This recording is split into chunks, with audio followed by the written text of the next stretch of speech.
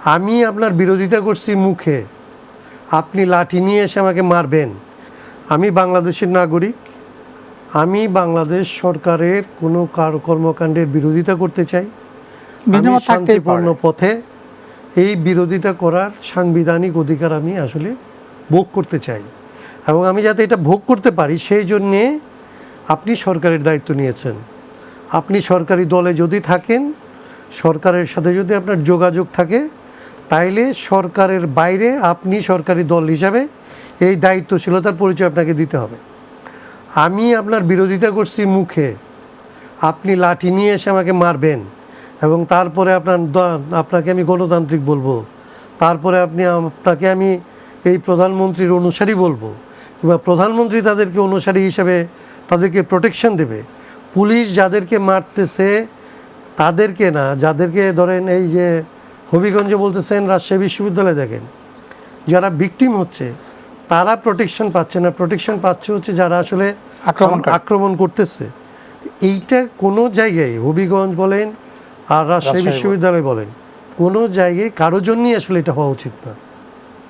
এবং এটা যা ঘটতেছে এটা একদম হাসিনার আমলের পুনরাবৃত্তি, এবং এইটা হাসিনা এই পর্যায়ে পৌঁছতে এটা যে ধরেন একটা তার বিশেষ পর্ব পার হয়ে আসতে হয়েছিল। এই সরকার 5 মাসের মাথায় সরকারি দলের লোকজন রাজপথে কোনো একটা আন্দোলনকারী শক্তির উপরে কিংবা এই জুলাই মাসে আক্রমণ করবে।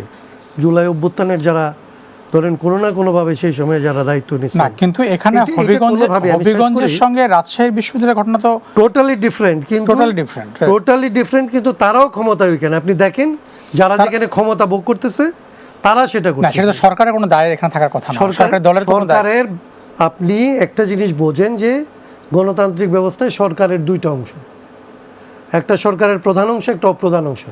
বিরোধী দল কি আসলে কোনো ধরনের ক্ষমতা ভোগ করে না? বিরোধী দলের কোনো প্রোটেকশন নাই? বিরোধী দল কোনো প্রোটোকল পায় না?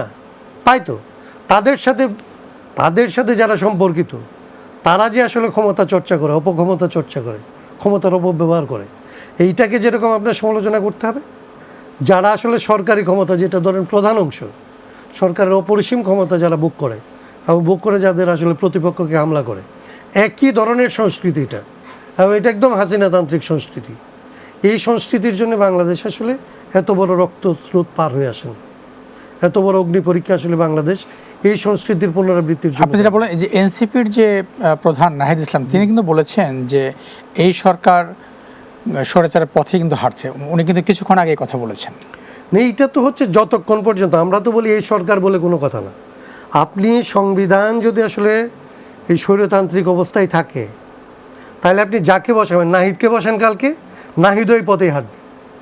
এর আগে যারা বসছে তারা কেউ বিরোধী দলে থাকলে যে গণতন্ত্রের কথা বলছে, যখনই সে সরকারের জায়গায় বসছে তখন তার মধ্যে আমরা কোনো ধরনের গণতান্ত্রিকতা দেখি নাই। এইটার জন্যই আমরা বলছিলাম যে এইবারে সংবিধানের আসলে ক্ষমতা কাঠামোর সংস্কার লাগবে। তাহলে কি আপনারা সংবিধানের সংশোধন নাকি সংস্কার কোনটা চাচ্ছেন? হ্যাঁ, সংবিধানের সংশোধন না সংস্কার? সংবিধানের সংশোধন তো আরো 17 বার হয়েছে রে ভাই, এটা 18তম হবে। সেই সংবিধানের সংশোধন দিয়ে তো বাংলাদেশ তার এই স্বৈরতান্ত্রিক ক্ষমতা কাঠামো থেকে বের হতে পারে নাই। আপনার ক্ষমতা কাঠামোর মৌলিক পরিবর্তন লাগবে, তো সেই জায়গাটা সংশোধনে কাভার করে না। এটা একটা টেকনিক্যাল তর্ক। এই তর্কটা আসলে আমাদের এই টকশোগুলিতে আসলে কতটা মানুষ বুঝতে পারে আমি জানি না, কিন্তু অভিজ্ঞতা হচ্ছে সংশোধন মানে হচ্ছে আপনি এইটুকু। কিন্তু আপনারা চাচ্ছেন সংস্কার? নিশ্চয়ই। আমরা কেন, এই যে কদিন আগে যে না, যারা প্রধানমন্ত্রীর সঙ্গে আমি আপনাকে বলি, যারা এই বিষয়টা আপনি বলেছেন, হাসিনা বিরোধী লড়াইয়ের মধ্যে আমরা যারা ছিলাম, যারা যুগপৎ আন্দোলনে ছিলাম, তারা প্রত্যেকে সংস্কারের পক্ষে ছিল। গুড। কিন্তু আপনারা প্রধানমন্ত্রীকে যখন আপনারা প্রধানমন্ত্রীর সঙ্গে বসেছেন, জি, বৈঠক করেছেন, সেখানে কি এই বিষয়গুলোকে আপনি তুলে ধরেছেন? আমি প্রধানমন্ত্রী হওয়ার পরে তার সাথে আর বসি নাই, কিন্তু উনি যতদিন পর্যন্ত প্রধানমন্ত্রী হন নাই তার আগ পর্যন্ত তাদের সাথে আমরা বসছি, এবং সেই জায়গায় তাদেরকে আসলে আমরা মনে করি নাই যে তারা আসলে এটা করবেন না।